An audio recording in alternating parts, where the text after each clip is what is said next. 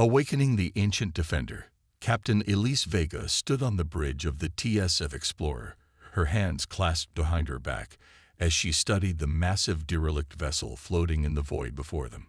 The holographic display magnified the ancient warship, highlighting its unusual angular design and the faded Terran Defense Force insignia barely visible on its scarred hull.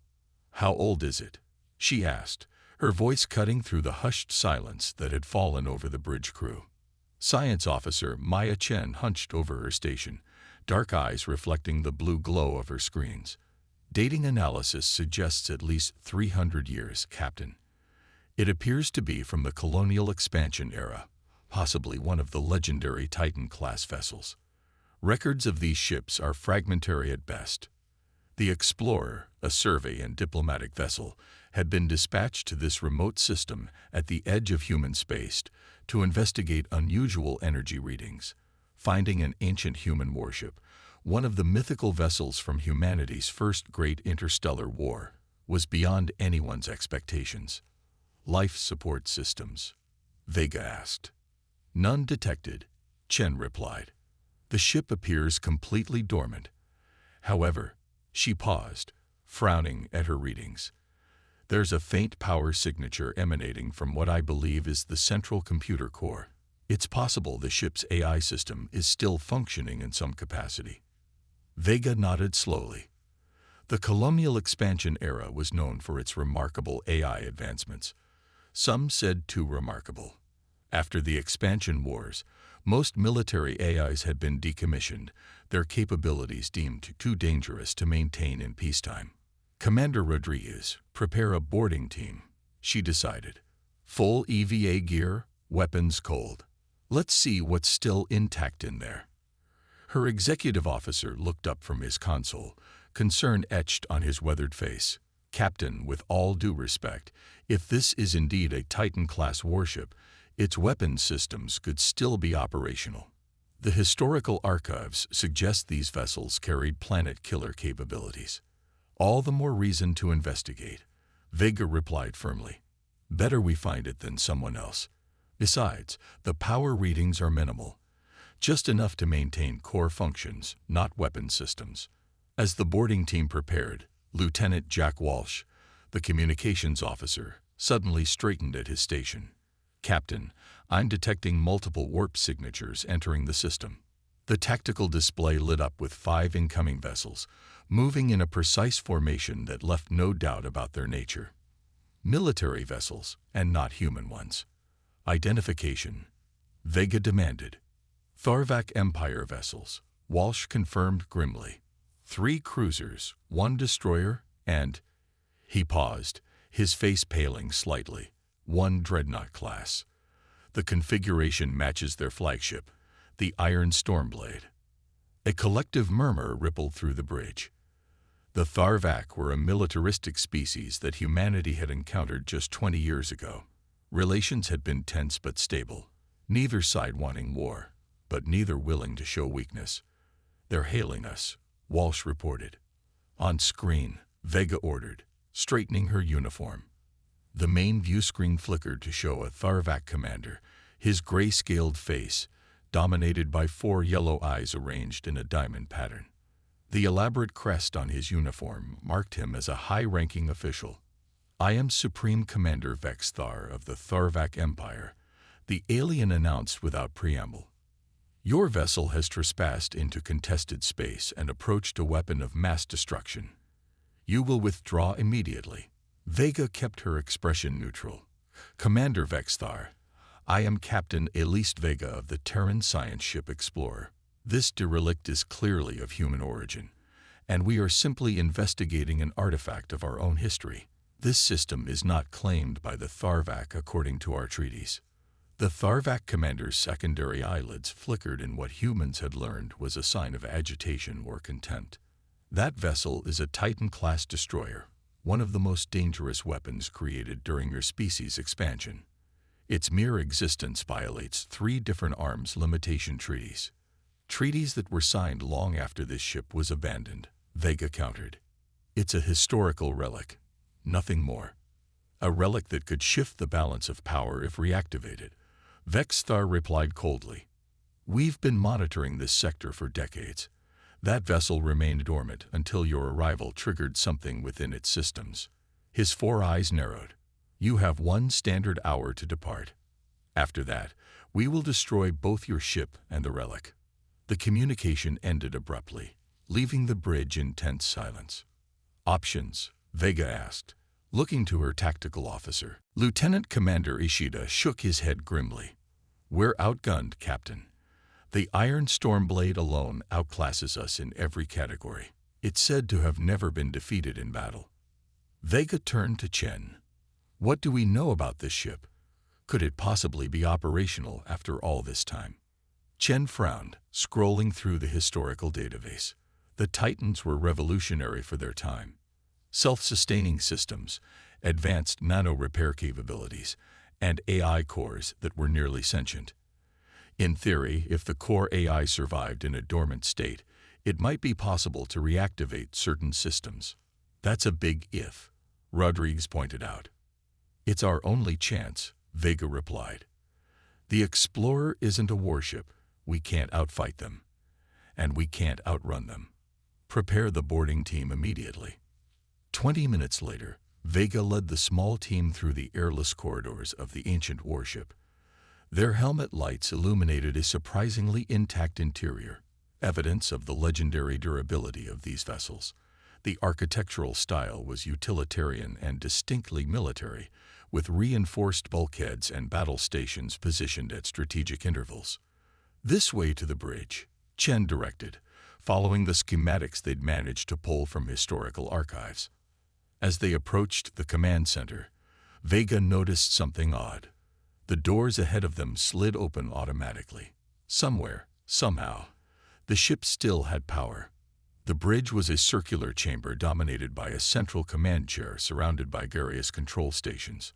Unlike the Explorer's sleek, modern interfaces, this bridge featured physical control panels and hardened tactical displays. Everything was dark and silent. Look for the AI Core Access Terminal, Vega ordered. If we can wake it up, maybe we can at least get some answers about this ship's capabilities. Chen moved to what appeared to be the main engineering station. This might be it, Captain. It's an old-style neural interface terminal. The colonial-era AIs required direct neural connection to fully activate. Is it functional? Vega asked. Chen ran her scanner over the terminal. Surprisingly, yes. There's minimal power, but the system is intact. Vega removed her right glove and placed her palm on the interface panel. Nothing happened. It probably requires command authorization, Chen suggested. This ship has been abandoned for 3 centuries, Rodriguez pointed out. Any command codes would be long obsolete.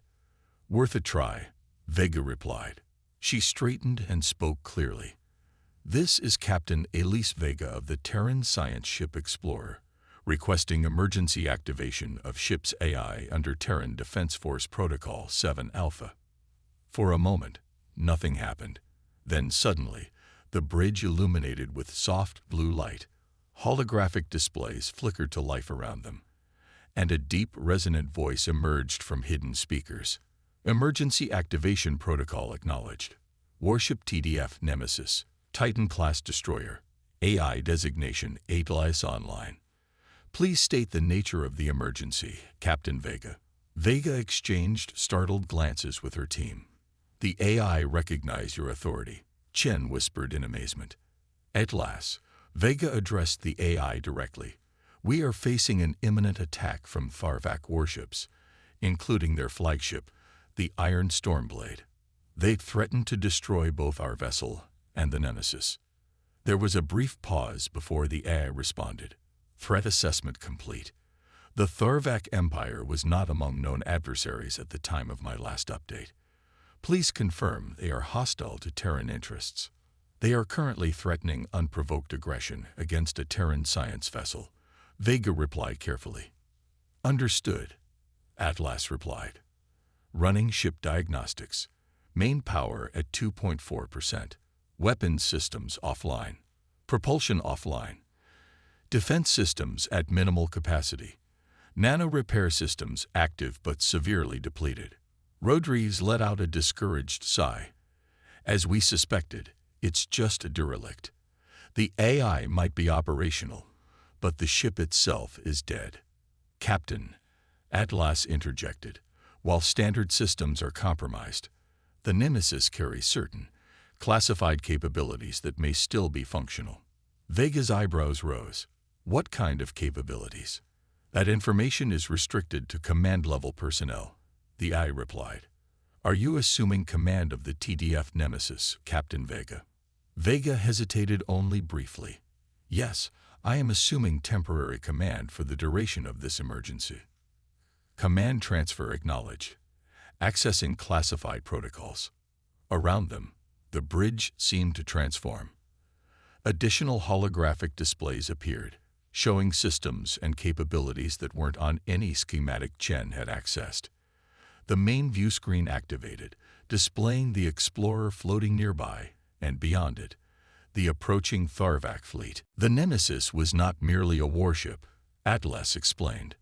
It was a prototype for an entirely new class of vessel, one designed to face extinction-level threats. Its primary weapons and defense systems operate on principles that were classified beyond top secret. Can these systems be activated? Vega asked, her hope rising. Affirmative, but not at current power levels, Atlas replied. However, the emergency fusion reactor remains intact and could be initiated to provide sufficient power for defensive operations. Do it, Vega ordered without hesitation. Warning.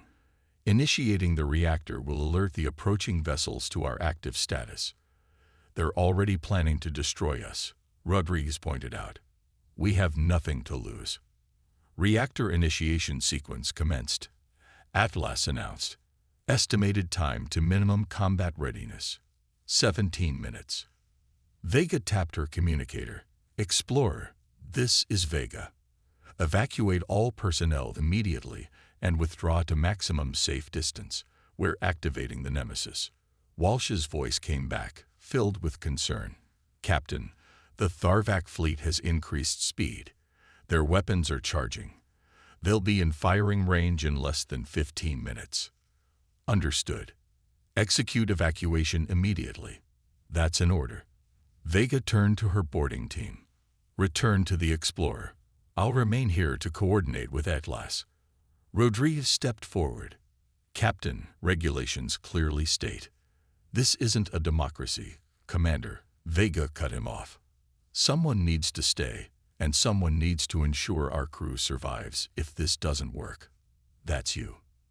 After a moment of tension, Rodriguez nodded reluctantly. Understood, Captain. As her team departed, Vega turned back to the central display. Atlas, what exactly are we dealing with? What can this ship do against 5 modern warships, including a dreadnought? The Nemesis was designed with singular purpose, Captain, the AI replied, its voice somehow carrying a hint of pride. To ensure that humanity would never face extinction, no matter the threat. Around them, the ancient warship began to awaken. Legacy of humanity. On the bridge of the Iron Stormblade, Supreme Commander Vex watched with growing concern as the ancient human vessel began to power up. What had appeared to be a dormant relic was now showing energy signatures that were rapidly increasing in strength and complexity. Impossible, muttered his science officer, 6-fingered hands moving rapidly over his console. That vessel has been inactive for centuries. Its power systems should have degraded beyond recovery. Never underestimate human technology, Vex replied grimly. He had studied the historical archives thoroughly before this mission. The Titans were legendary even among the Tharvak military scholars, vessels of such devastating capability that they had single-handedly turned the tide of humanity's first interstellar war. The human science vessel is retreating, reported his tactical officer. Their personnel are evacuating from the warship. They've activated it, Vex realized. Target the Titan immediately. All vessels, concentrate fire on the human warship. Aboard the Nemesis, Captain Vega watched as the Tharvak fleet adjusted their formation, clearly preparing to attack. Atlas, status report. Power levels at 24% and rising. The AI responded. Primary defense grid coming online. Quantum field generators initializing. Vega frowned. Quantum field generators? That technology is theoretical at best, even in my time. For public knowledge, yes, Atlas confirmed. The Nemesis served as the testbed for technologies considered too advanced or dangerous for widespread deployment. The main display showed the Tharvak vessels opening fire, multiple energy beams streaking toward the Nemesis. Brace for impact, Vega said instinctively, gripping the command chair. That won't be necessary, Atlas replied calmly. As the enemy weapon's fire approached, a shimmering field of energy enveloped the Nemesis. The beams struck the field and simply vanished. No explosion, no dispersal effect. They were simply gone. What just happened? Vega demanded, staring at the display in disbelief. Quantum absorption field. Atlas explained. It doesn't deflect energy. It captures and redistributes it through subspace channels.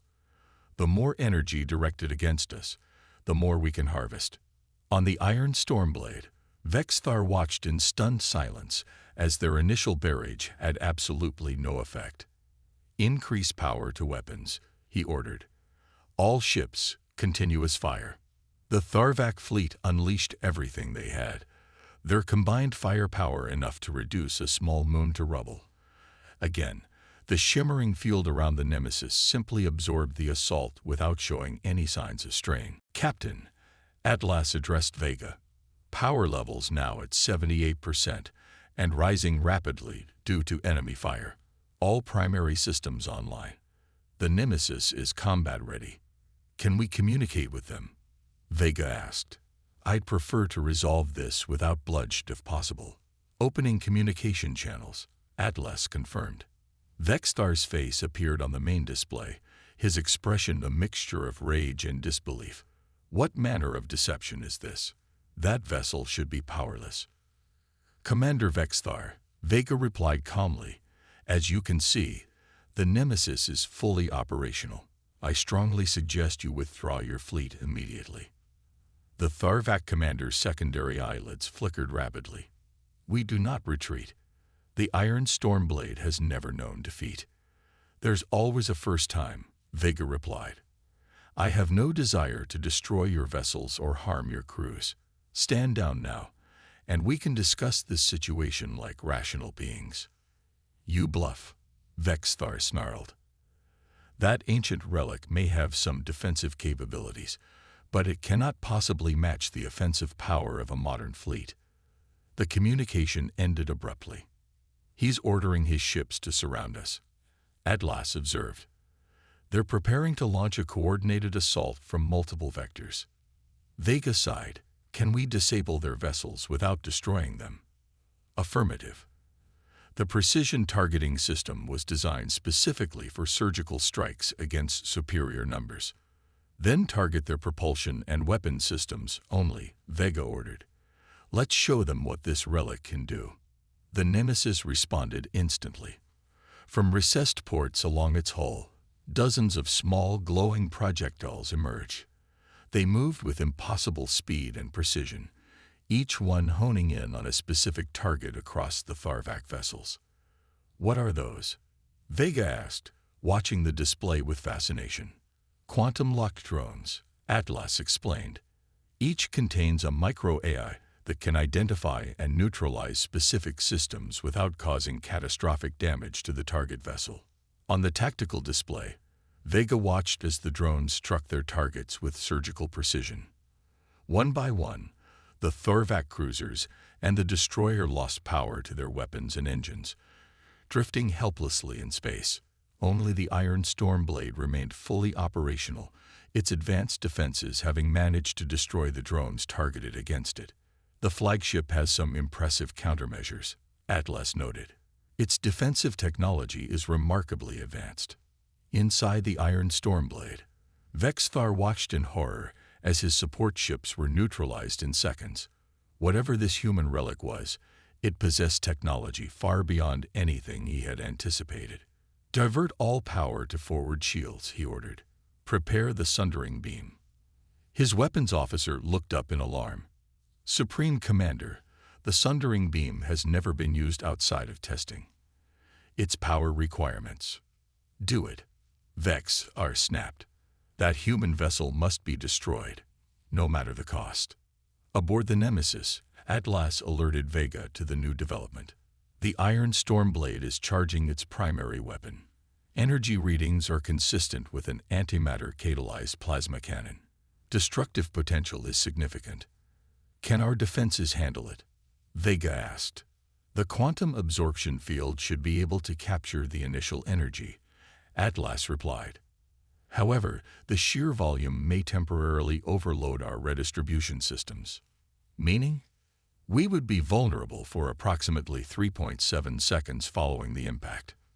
Vega considered this information, and in those 3.7 seconds, could they destroy us? With their secondary weapons, yes.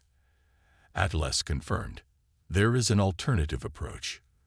The Nemesis possesses an experimental temporal displacement system. Vega raised an eyebrow. Time travel? Not precisely. It creates a localized temporal field that can accelerate or decelerate objects within it relative to normal spacetime. It was designed as both a defensive and offensive capability. And you're suggesting we use this against the Iron Stormblade? It would be the most efficient solution with minimal risk of casualties. Atlas confirmed. The main display showed the Farvac flagship's bow beginning to glow with accumulated energy, preparing to fire its devastating weapon. Do it, Vega ordered. Initiating temporal displacement field. Atlas acknowledged. A subtle ripple seemed to emanate from the Nemesis, invisible except for the way it distorted the starfield as it expanded outward. When it reached the Iron Stormblade, something remarkable happened. The massive dreadnought appeared to slow down, its movements becoming increasingly sluggish until it seemed frozen in space. What did we just do? Vega asked, staring at the immobilized flagship. From our perspective, the Iron Stormblade is now experiencing time at approximately 1/10,000th the normal rate. Atlas explained. For them, a single second will take nearly 3 hours to pass. They're effectively frozen, Vega realized. Precisely. The effect will dissipate gradually over the next 12 hours, by which time diplomatic solutions may be arranged. Vega sat back in the command chair, letting out a long breath. Atlas, you mentioned this ship was designed to face extinction-level threats. What exactly happened during the colonial expansion era? The historical records from that time are incomplete. There was a brief pause before the AI responded. The official records were deliberately obscured, Captain. The conflict known publicly as the Colonial Expansion War was actually humanity's first contact with a hostile alien intelligence, an entity we called the Swarm. They consumed entire worlds, converting all organic matter into more of themselves. Holographic displays appeared around Vega, showing historical footage of a terrifying conflict, massive insectoid creatures overwhelming human colonies and warships alike. The Titans were created as a last resort, Atlas continued.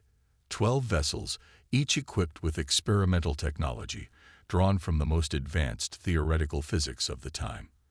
I was installed in the Nemesis, the first and most advanced of the Titans. What happened to the Swarm? Vega asked quietly. We defeated them at tremendous cost. Of the 12 Titans, only 3 survived the final battle. The Nemesis was critically damaged, its crew evacuated. I was ordered to maintain minimal functions and await recovery. Recovery never came. Vega felt a profound sadness at the AI's matter-of-fact recounting of being abandoned for 3 centuries. Why wasn't this history preserved? Why hide the truth of such an important victory? The decision was made at the highest levels of government. Atlas explained. Humanity had nearly faced extinction. The psychological impact of that knowledge was deemed too destabilizing for a civilization still expanding into the stars. Better to present it as a conflict between human factions, a war that, while tragic, demonstrated our resilience rather than our vulnerability. Vega stood and walked to the main view screen, looking out at the disable Tharvak fleet. And now here we are, centuries later, still fighting. The more things change, Captain, the more they remain the same, Atlas observed with surprising philosophical depth. Vega smiled slightly. Well, let's see if we can change that. Open a channel to the Explorer. Commander Rodriguez's relieved face appeared on the screen. Captain, are you all right? We saw the Tharvak fleet open fire and then something happened to them. I'm fine, Commander. The situation is under control. Please contact Terran Command and inform them we have a first contact situation requiring diplomatic intervention. And, she paused, inform them we've recovered a significant artifact of human history that changes everything we thought we knew about our past. What happens now, Captain? Atlas inquired after the communication ended. Vega turned to face the central console where Atlas's voice originated. Now we bring you home, Atlas. It's long overdue.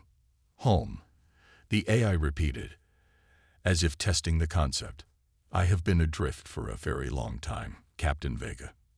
Not anymore, Vega promised. The Nemesis and its history belong to humanity. It's time we remembered our past, both the triumphs and the terrors. It's the only way we'll avoid repeating it.